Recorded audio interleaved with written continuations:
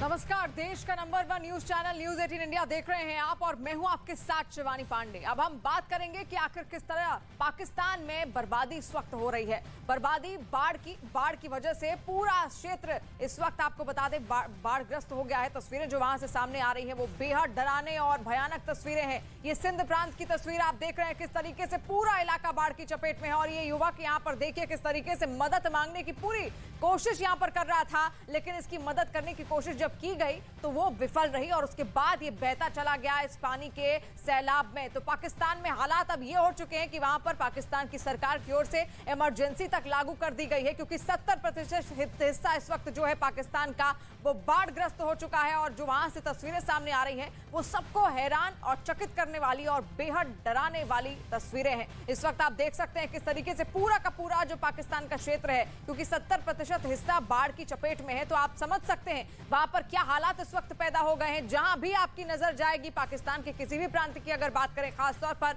जो दक्षिणी हिस्से में आते हैं जिसमें से पंजाब का प्रांत शामिल है और सिंध प्रांत शामिल है, बलूचिस्तान, खैबर पख्तूनख्वा वहां पर शामिल है। तो ऐसे में तस्वीरें सब कुछ बयां कर रही हैं किस तरीके से लोग बेहद परेशान हैं। दूर दूर तक जहां भी नजर जाती है मानो ऐसा लगता है कि पाकिस्तान अब समंदर की चपेट में आ गया हो, खुद एक टापू बन गया है इस वक्त पाकिस्तान। और लगातार अब ये 3 तस्वीरें आप अपनी टीवी स्क्रीन पर देखिए किस तरीके से हाहाकार इस वक्त मचा हुआ है पाकिस्तान में। लोग लगातार मदद की अपील कर रहे हैं, गुहार लगा रहे हैं वहां की सरकार से, लेकिन तब भी उन तक कोई मदद पहुंच ठीक ढंग से नहीं पा रही है, क्योंकि लगातार 70% हिस्सा इस वक्त पाकिस्तान का बाढ़ की चपेट में है, बाढ़ग्रस्त है। तो वहां पर हालात समझे जा सकते हैं कि आखिर लोगों के लिए किस तरीके से चुनौती का सबब बना हुआ है। लगातार जिस तरीके से आतंकवाद पर जोर आजमाइश करता है पाकिस्तान, उस पाकिस्तान का आज ये हाल हो गया है कि वहां की जो आबादी है, एक बड़ी आबादी 3 करोड़ लोग, क्योंकि कहा जा रहा है कि इस वक्त बेघर हो चुके हैं। और ऐसे में ये तस्वीर आप देखिए किस तरीके से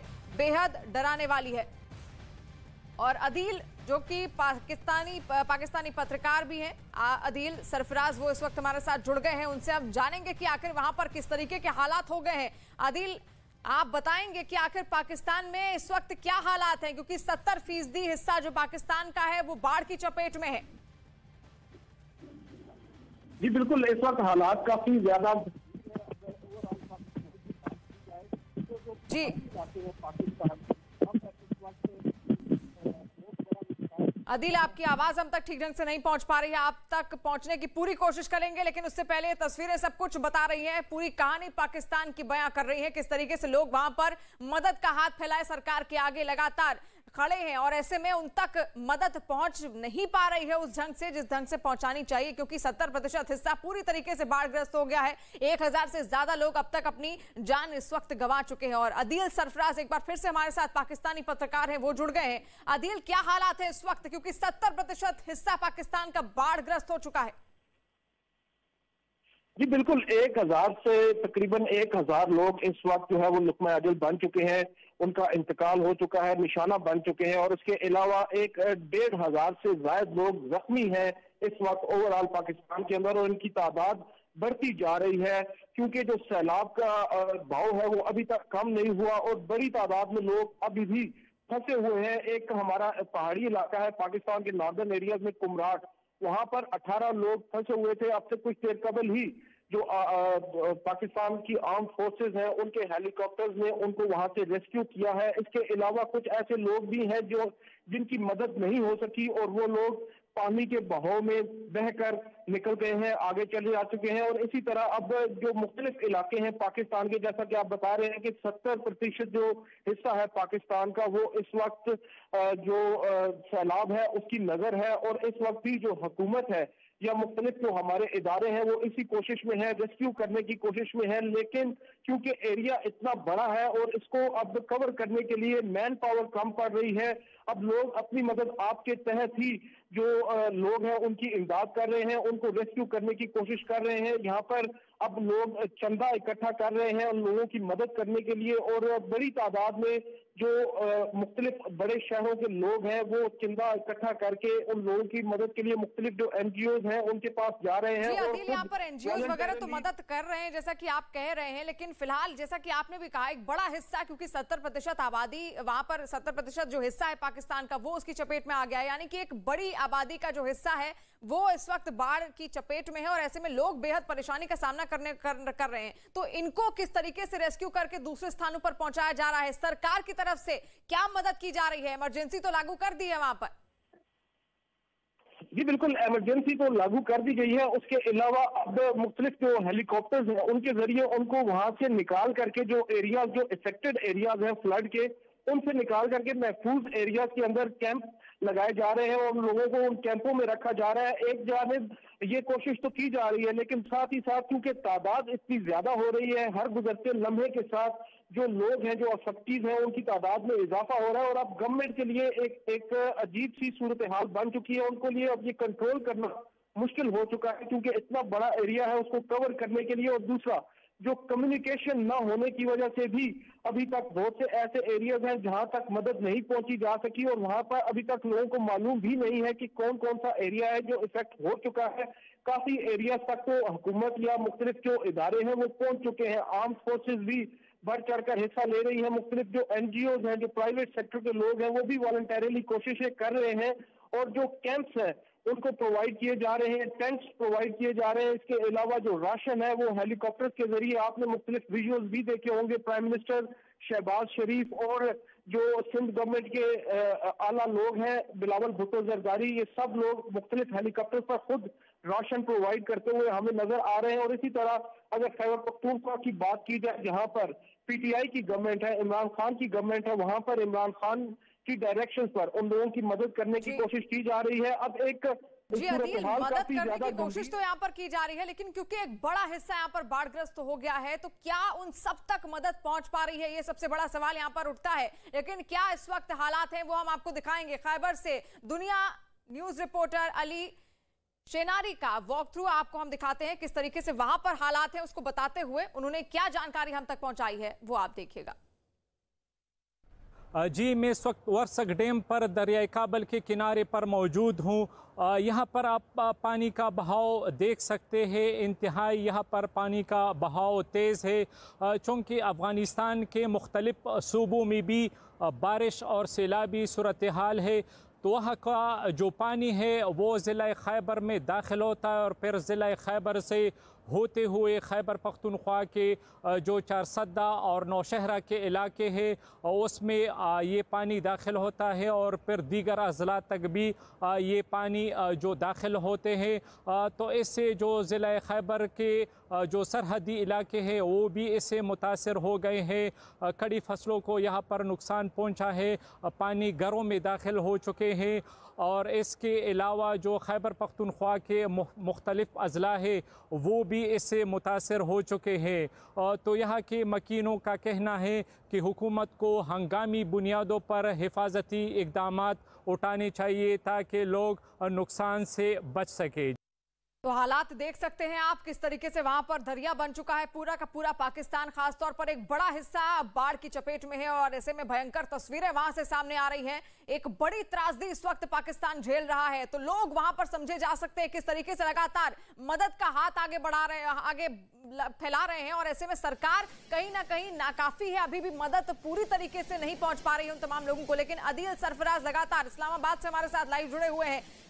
अदील, अब फिलहाल जिस तरीके से आपने बताया कि वहां पर हालात बहुत ज्यादा बिगड़ चुके हैं और जो फोर्स है वो भी लगातार कोशिश जरूर कर रही है, लेकिन जो मैन फोर्स है वो भी इस वक्त वहां पर कम पड़ रहा है, तो ऐसे में किस तरीके से सरकार अब उन लोगों तक पहुंचने की कोशिश कर रही है, क्योंकि एक बड़ा हिस्सा इस वक्त बाढ़ की चपेट में है।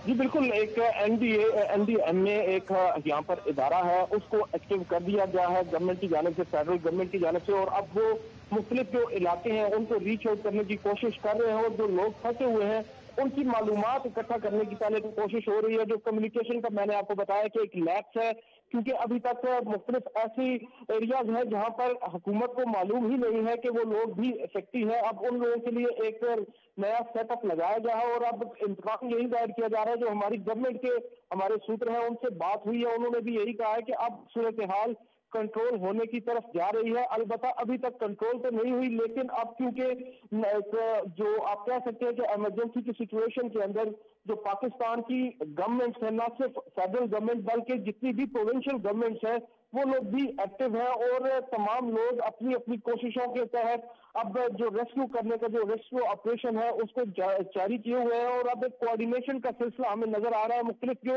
सूबाई हुकूमतें हैं, जो प्रोविंशियल गवर्नमेंट्स हैं, उनके दरमियान एक कोऑर्डिनेशन अब होती नजर आ रही है, जो कि 2 रोज कबल तक बिल्कुल भी नहीं थी। बिलखसूस जो हमारे मुख्तलिफ इजला है खैबर पख्तूनख्वा के, वहां पर हमने जी आदिल, जैसे कि अभी आपने कहा कि रेस्क्यू ऑपरेशन लगातार वहां पर चलाए जा रहे हैं, लेकिन हालात जो इस वक्त देखने को मिल रहे हैं, जो तस्वीरें सामने आ रही है, वो बेहद डराने वाली है। तो क्या लगता है आपको कि अभी भी क्या ये नाकाफी है जो मदद अब तक इन लोगों तक पहुंचाई जा रही है? और जैसे कि आपने कहा कि कम्युनिकेशन लैप्स भी हो रहा है, तो क्या ये जो संख्या है लगभग 1000 के लोग अब तक मौत की घाट उतर चुके हैं, ये कहा जा रहा है, क्या ये संख्या और ज्यादा बढ़ सकती है? हम फिर से आदिल से जुड़ेंगे, लेकिन तस्वीरें फिलहाल आप देखिए किस तरीके से लगातार सिंध का जो प्रांत है, खासतौर पर वहां पर सबसे ज्यादा त्रासदी देखने को मिली है। पाकिस्तान का एक बड़ा हिस्सा इस वक्त बाढ़ की चपेट में है। चाजदा से हम लगातार तस्वीरें हम आपको दिखा रहे हैं। सिंध प्रांत और खासतौर पर पाकिस्तान का जो दक्षिणी हिस्सा है, वहां पर सबसे ज्यादा त्रासदी है। और चाजदा से शहजाद महमूद की एक रिपोर्ट हम आपको दिखाते हैं, वो क्या जानकारी दे रहे हैं पाकिस्तान से, आप देखिए। इस साइड पर जो शोबरा का मार्केट है, ये मेरे कैमरामैन हयात खान आपको दिखा सकते हैं कि यहाँ पर भी आप देख सकते हैं, ये भी पानी में इस वक्त डूब गया है। मार्केट है ये पूरा, और यहाँ पर जो है पानी जो है वो मौजूद है इस वक्त बड़ी तादाद में। जो पानी का रेला यहाँ से गुजर रहा था तकरीबन 10 बजे के बाद इसमें मुसलसल इजाफा देखने को मिला। और अब इस वक्त ये जगह, जब सुबह हम यहाँ पर थे तो यहाँ पर इतना ज़्यादा पानी नहीं था, यहाँ पर पानी नहीं पहुँचा था, लेकिन अब इस वक्त इस इलाके में भी पानी पहुंच चुका है। ये नौशेरा सिटी जो एरिया है वही है। सुबह हम जब गए नौशेरा कला की तरफ गए थे, जो मजाफाती इलाका है, तो वहाँ पर जो बंद टूट गया था, जो शिगाब पड़ा था उसमें, उसकी वजह से जो करीब आबादी 5 जो नज़दीक गाँव थे वो उसमें डूब चुके हैं इस वक्त। और लोग जो है वो नकल मकानी करने पर मजबूर है। इंतज़ामिया की जानिब से भी लोगों को यही कहा जा रहा था, कल रात से इंतजामिया यही लोगों को कह रहा था कि आप लोग महफूज मुकामात पर जाए। और बड़ी खबर आपको बता दें, पाकिस्तान में सैलाब से बड़ी तबाही देखने को मिली है। पाकिस्तान में बाढ़ से अब तक कहा जा रहा है 1200 की मौत हो चुकी है। पाकिस्तान में इमरजेंसी का ऐलान कर दिया गया है। हालात बद से बदतर होते जा रहे हैं। बाढ़ से 9 लाख से ज्यादा मवेशी इस वक्त मर चुके हैं। तो आप समझ सकते हैं वहां की स्थितियां, आप जान सकते हैं। ये आप तस्वीर जो देखिए किस तरीके से यहाँ पर बाढ़ की इस दरिया में बहता हुआ ये शख्स मदद का हाथ आगे बढ़ा रहा था, लेकिन उसके बाद जब उस तक मदद नहीं पहुंच पाती है, क्योंकि 2 लोग उसकी मदद के लिए आगे जरूर आते हैं, लेकिन जिस तरीके से रफ्तार के साथ बाढ़ का ये दरिया बह रहा है, उसने उसको अपनी चपेट में ले लिया, अपनी आगोश में ले लिया। तो आप देख सकते हैं और समझ सकते हैं वहां के लोगों की चुनौतियां आखिर कितनी ज्यादा बढ़ गई हैं। कहा यह जा रहा है कि साल 2010 में लगभग ऐसी ही बाढ़ आई थी, लेकिन इस बार की जो तस्वीरें हैं और जो उसके नतीजे हैं वो बेहद डराने वाले और भयानक है, क्योंकि 3 करोड़ से भी ज्यादा परिवार ऐसे हैं जो इस वक्त बेघर हो चुके हैं, यानी कि उनके पास रहने के लिए कोई घर मकान नहीं है। सरकार पूरी कोशिश कर रही है, लेकिन वो कोशिश भी नाकाफी है, क्योंकि लगातार हम ऐसी कई सारी तस्वीरें देख रहे हैं। जैसे इसी तस्वीर का उदाहरण लिया जा सकता है कि आखिर इन तक मदद क्यों नहीं पहुंच पाई। ये ऐसे कौन से क्षेत्र में थे, क्या वहां पर कम्युनिकेशन का लैप्स हो रहा है, लोगों तक इस तरीके से मदद क्यों नहीं पहुंच पा रही है? क्योंकि एक बड़ी आबादी, एक बड़ा हिस्सा इस वक्त पाकिस्तान का बाढ़ की चपेट में है। तो लगातार आप तस्वीरें आप देखिए, और पाकिस्तान में बर्बादी की बाढ़ किस तरीके से आई है, किन किन इलाकों में आई है। जो लाल क्षेत्र में आप देख रहे हैं, जो लाल रंग से रंगे हुए हैं, ये ऐसे क्षेत्र हैं पाकिस्तान के जहां पर सबसे ज्यादा बाढ़ है, यानी कि जो दक्षिण का हिस्सा है वहां पर सबसे ज्यादा बाढ़ देखने को मिली है। उसमें पंजाब प्रांत आता है पाकिस्तान का, सिंध प्रांत आता है, और खैबर पख्तूनख्वा का वो क्षेत्र आता है। और इन तमाम क्षेत्रों में कोई भी एक स्थान ऐसा नहीं है, कोई भी एक जगह ऐसी नहीं है जो आपको खाली पड़ी मिली हो या जो लोगों के रहने के लिए महफूज हो, क्योंकि लगातार मूसलाधार बारिश हो रही है। 14 जून से ही मूसलाधार बारिश हो रही है, और कहा तो ये जा रहा है कि 30 अगस्त तक अलर्ट लगातार जारी कर दिया गया है मूसलाधार बारिश का, यानी कि 30 अगस्त तक अब भी हालात जस के तस बने रहेंगे। सुधरने की कोई संभावना दूर दूर तक कहीं दिखाई नहीं दे रही है, लेकिन तस्वीर लगातार हम आपको दिखा रहे हैं किस तरीके से जो पाकिस्तान से सामने आ रही है, आप देख सकते हैं। और पाकिस्तान के हामिद मीर पाक के स्वात वैली से वो क्या कुछ दिखा रहे हैं, उनसे भी हम बात करने की कोशिश करेंगे, लेकिन उनकी क्या जानकारी उन्होंने हमें दी है वो आप देखिए। को मेरे पीछे एक तबाहशुदा इमारत नजर आ रही है। ये दरअसल एक होटल था, और 2010 में जब सैलाब आया तो ये होटल उस सैलाब में तबाह हो गया, उसके बाद इसको दोबारा रीबिल्ड नहीं किया गया क्योंकि ये बिल्कुल दरिया के किनारे पे वाक़या था और ख़दशा था कि दोबारा अगर सैलाब आए तो ये दोबारा तबाह हो जाएगा। तो अब आप देखें कि ये बहुत से लोग आपको नज़र आ रहे हैं और ये बिल्कुल दरिया के किनारे पे खड़े हैं और ये दरिया के अंदर से लकड़ी निकाल के और उसको इकट्ठा कर रहे हैं। और ये लकड़ी कैसे निकालते हैं मैं इनसे पूछता हूँ। अस्सलाम वालेकुम भाई, क्या नाम है आपका? वालेकुम सलाम, सलीम खान। सलीम खान, ये आप लकड़ी कैसे निकाल रहे हो? जी बस ये कि ये एक मैं हूँ निकाल रहा हूँ। हाँ, लेकिन मैंने देखा बहुत से लोग तो अंदर भी, पानी के अंदर भी उतरे हुए हैं। अंदर उतरे हुए हैं, जो जिसका उम्र पूरा होता है तो वो चले जाते हैं, जो बच जाता है वो बच जाता है। अच्छा जी। तो आप भी कभी उतरे हो पानी में? नहीं नहीं, मैं ये सेट पर खड़ा हूँ, जो आता है। तो ये इस लकड़ी का क्या करोगे तुम? ये घर में ले चलूंगा जी। घर में इस्तेमाल करोगे? जी। और इधर और भी लोग हैं, आप भी लकड़ी निकाल रहे हो? नहीं, मैं इसे आया ना सेल पे। अच्छा जी। हाँ। अस्सलाम वालेकुम। यार आप अंदर जाओगे अभी? डर नहीं लगता? डर नहीं लगता ना। तो ये रस्सा बांधा है आपने अपने साथ? तो ये लकड़ी जो है इसको क्या करेंगे आप? ये तो हमारा शौक है। आपका शौक है?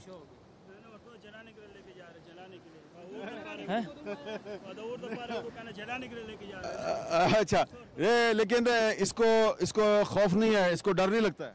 नहीं लगता, नहीं लगता। तो बहुत से लोग तो जान से चले जाते हैं, तो इसकी जान खतरे में नहीं है? खतरे में है। खतरे में है? मजबूर। अच्छा, मजबूर। तो आप बोले ना यार, आप बोले ना, आप उसको सिखा रहे हैं। नहीं। मुझे बताएं कि ये जो लड़का है उसको रस्से से बांधा है, तो उसकी जिंदगी खतरे में तो है ना? खतरे में है, मगर उसकी मजबूरी है, क्या करे? मजबूरी क्या उसकी? नहीं तो लकड़ है नहीं, घर में जलाने के लिए कुछ है नहीं, इधर गैस है नहीं, तो क्या करेंगे ये लोग? अच्छा, तो ये अपने घर में जाके जलाएगा या इसको बेचेगा? नहीं, घर में लेके जा रहे हैं लोग। जी। लेकिन आपको तो पता है ना कि बहुत से लोग जो हैं वो जान से भी जाते हैं। जी बिल्कुल, 4-5 बंदे लेके भी गए। जी 4-5 बंदे आपके सामने गए? हमारे सामने गए जी। तो आपको इस लड़के की जिंदगी के लिए खौफ नहीं है? मगर क्या करे, अभी ये लोग मजबूर है ना। जी। चलें जी, अब मैं भी क्या करूं? मैं इनसे बहस नहीं कर सकता। और ये भी एक नौजवान है, इससे लकड़ी पकड़ोगे आप? हाँ जी। तो आपको खौफ नहीं आ रहा है? आ रहा है, गरीब है ना हम लोग, गरीब है ना। इधर ये लकड़ी सेट पर करता है ना, घर में लेके जाते हैं जलाने के लिए। ये लकड़ी में कील मारा हुआ है डंडे में, इसमें सेट करता है ना। हाँ, तो ये जो कील है, ये कील दूसरी लकड़ी को पकड़ेगा? हाँ, दूसरों लकड़ी को ऊपर रखेगा, फिर इधर सेट में आएगा। अच्छा, तो ये लकड़ी किधर से आ रही है? ओ कालाम से और मध्यन से, बहरीन से, वो उधर जगह में। अच्छा, ये पीछे से आ रही है लकड़ी। चलो ठीक है। और ये देखें, ये आदमी जो है ये पानी के अंदर उतरा हुआ है और इसको अपनी जिंदगी का कोई खौफ नहीं है। और ये बहुत सी लकड़ी जो पीछे से आ रही है, ये उस लकड़ी जो है उसको पकड़ने की कोशिश कर रहा है। भाईजान, आपको डर नहीं लग रहा? खौफ नहीं आ रहा? हाँ, क्या मजबूरी है? अच्छा, ये कह रहा है कि मजबूरी है। तो अब मजबूरी में लोग जो है वो अपनी ज़िंदगी को ख़तरे में डाल रहे हैं। लेकिन मेरी गुजारिश ये है, जो स्वात की इंतज़ामिया है और जो सूबाई इंतज़ामिया, उससे गुजारिश है कि इस चीज़ का ख्याल करें। जी बताओ। इन लोगों का मजबूरी है, सवेरे रात 2-3 बजे आया ना, लकड़ी नहीं है सोका। हर बंदे उधर मजदूरी नहीं है, लोग सब कोई लाते अपने घर के लिए, तो दरिया लकड़ी लाते, छोटे छोटे बच्चे सारे तो उठाते इकट्ठा करके घर ले जाने। अच्छा, तो ये घर में इस्तेमाल करेंगे? हाँ, ये घर में इस्तेमाल करने, कोई बेचने, कोई लोग बेचने गरीबी होते हैं हर बंदे के, और कोई अपने घर ले जाते घर में। तो भाईजान, आपको खौफ नहीं आता कि इसकी जिंदगी भी जा सकती है? क्यों नहीं जा सकते? हर बंदे की मजबूरी है ना। लकड़ी के हिरस करते हैं ना भाई, नीचे हो जाता है, दरिया ले जाते। क्या करना है, गरीबी हर बंदों को बहुत टेंशन होता है।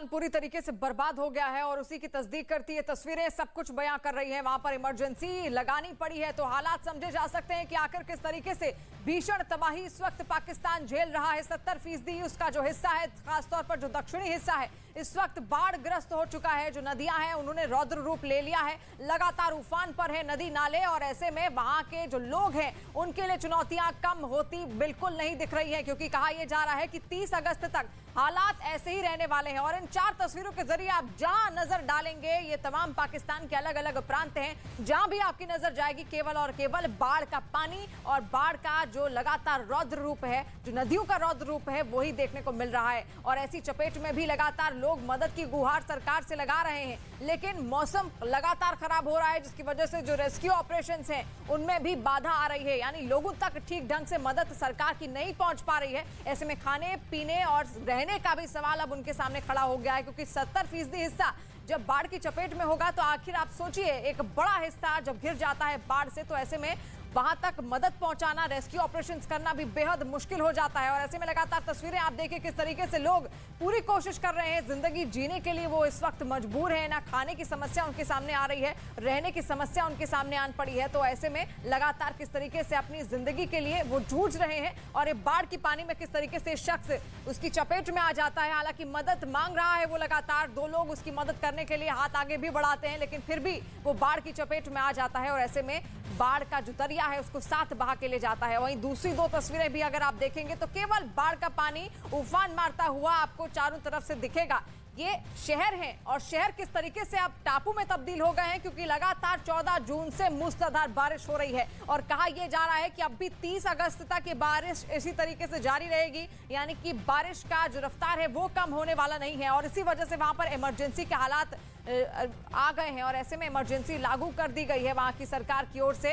हालांकि किस तरीके के 7 लाख से भी ज्यादा घर ऐसे हैं जो इस वक्त तबाह हो चुके हैं इस बाढ़ की चपेट में आने की वजह से। 3 करोड़ से भी ज्यादा परिवार और लोग ऐसे हैं जो इस वक्त बेघर हो गए हैं। आप सोच सकते हैं कि आखिर वो गए होंगे तो कहां गए होंगे, इस वक्त किन हालातों में होंगे, क्योंकि कहा यह जा रहा है, जिन पत्रकार से हमने बात की पाकिस्तान के, उन्होंने भी खुद ये कहा कि कम्युनिकेशन नहीं उनके साथ हो पा रहा है। अदील सरफराज इस वक्त हमारे साथ फोन लाइन पर भी जुड़ गए हैं, अदील से हम सवाल जवाब करेंगे। अदील, क्या हालात है वहां पर, किस तरीके से रेस्क्यू ऑपरेशन हो रहा है, सरकार आखिर क्या कर रही है, क्योंकि जो तस्वीरें सामने आ रही हैं उसमें लोग मजबूर होते अपनी जिंदगी को बचाते हुए नजर आ रहे हैं।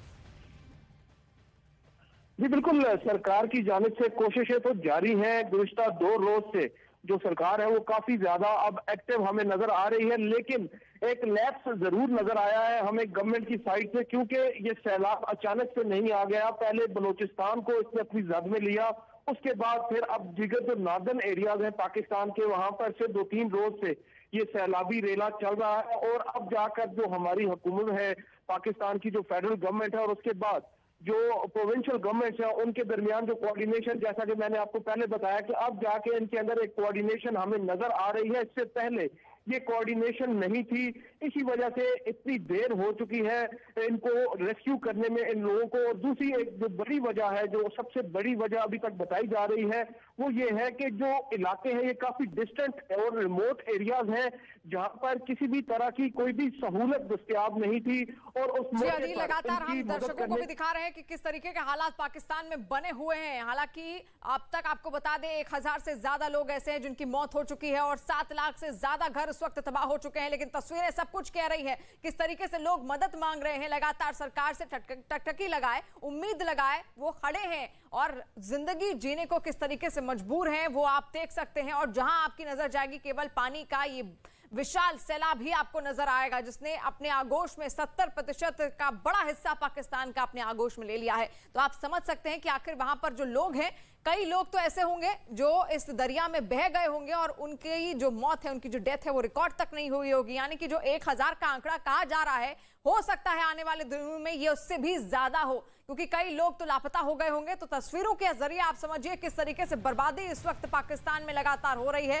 ये बर्बादी की बाढ़ इस वक्त है पाकिस्तान में, लगातार मूसलाधार बारिश हो रही है, इमरजेंसी लगानी पड़ी है वहां की सरकार को। तो हालात समझे जा सकते हैं, इमरजेंसी क्योंकि घोषित कर दी गई है, उसी से साफ स्पष्ट समझा जा सकता है कि वहां पर हालात किस तरीके से बद से बदतर होते जा रहे हैं। तो पाकिस्तान की ये बड़ी तस्वीर हम आपको दिखा रहे हैं, सैलाब से जुड़ी हुई बड़ी तस्वीर, किस तरीके से सब कुछ दरिया में तब्दील हो गया है। पूरा पाकिस्तान इस वक्त एक टापू की तरह मान पड़ रहा है और ऐसे में इमरजेंसी के हालात वहां पर लग चुके हैं और कई मवेशी हो चाहे जो आम नागरिक हो, सब बेहद परेशान है क्योंकि किसी के रहने की जगह वहां पर अब बची नहीं है। सब जगह केवल पानी का ही रौद्र रूप देखने को मिल रहा है। 7 लाख से भी ज्यादा ऐसे घर हैं जो इस वक्त तबाह हो चुके हैं। स्वात सिंधु नदी में भीषण तबाही देखने को मिली है, रौद्र रूप एक तरीके से ले लिया है और इसी वजह से लगातार मूसलाधार बारिश वहां पर क्योंकि हो रही है और ऐसे में जो आप तस्वीरें देखेंगे जहां भी आपकी नजर जाएगी केवल पानी का ही रौद्र रूप वहां पर आपको देखने को मिलेगा।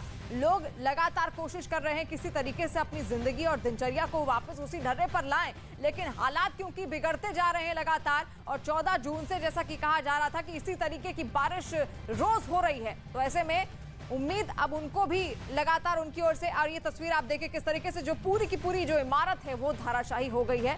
देखते ही देखते ताश के पत्तों की तरह ये धराशायी हो गई और ऐसे में एक तस्वीर नहीं बल्कि अनेक तस्वीर हैं जो इस वक्त पाकिस्तान से सामने आ रही हैं और लोग किस तरीके से मजबूर हैं क्योंकि उनके पास रहने के लिए अब घर नहीं बचे हैं। एक डर उनके मन में भी है और जो लोग रह भी रहे होंगे अपने घरों में वो भी लगातार इसी डर से जी रहे होंगे कि आखिर ये घर भी कब धराशायी हो जाएगा।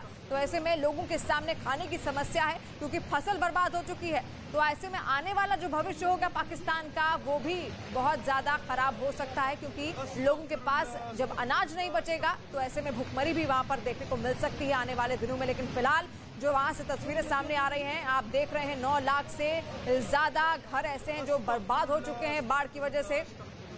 जो डैम्स हैं लगातार उनसे पानी छोड़ा जा रहा है क्योंकि मूसलाधार बारिश कई वक्त से यहाँ पर हो रही है और इंतजार अब लोग केवल इसी इंतजार में है कि आखिर ये बारिश कब थमेगी, बाढ़ कब सूखेगी और कब वापस उसी तरीके से लोग अपनी दिनचर्या शुरू कर पाएंगे। लेकिन क्योंकि 70% हिस्सा, एक बड़ा हिस्सा इसकी चपेट में है, तो सोचिए वहां पर जो लोग होंगे आखिर वो कहाँ गए होंगे, क्या ऐसे रह रहे होंगे, क्या खाने को उनको मिल रहा होगा, क्योंकि तस्वीरों के जरिए मदद की गुहार उनकी ओर से सरकार की तरफ से लगाई जा रही है लेकिन फिर भी उन तक सरकार अभी तक पहुंच नहीं पाई है। और ऐसे कई सारे वीडियो इसकी तस्दीक भी करते हैं, कुछ वीडियो तो हम आपको दिखा भी रहे हैं किस तरीके से पूरा का पूरा पाकिस्तान जो है इस वक्त बाढ़ग्रस्त हो गया है। दूसरी तस्वीर में अगर आप गौर फरमाएंगे तो देखिए किस तरीके से वो शख्स दरिया के साथ बहता हुआ चला गया। हालांकि उसकी ओर से मदद मांगी गई, 2 लोग उसके आगे बढ़े, उसकी मदद करने की कोशिश की, लेकिन दरिया के आगे हर कोई मजबूर था और आखिरकार इस दरिया ने उस शख्स को अपनी आगोश में लेकर अपना शिकार बना लिया। तो तस्वीरें लगातार हम आपको दिखा रहे हैं, ये पाकिस्तान की तस्वीरें हैं। इससे पहले साल 2010 में भी कुछ ऐसी तस्वीरें सामने आई थी, लेकिन इस बार का जो मंजर है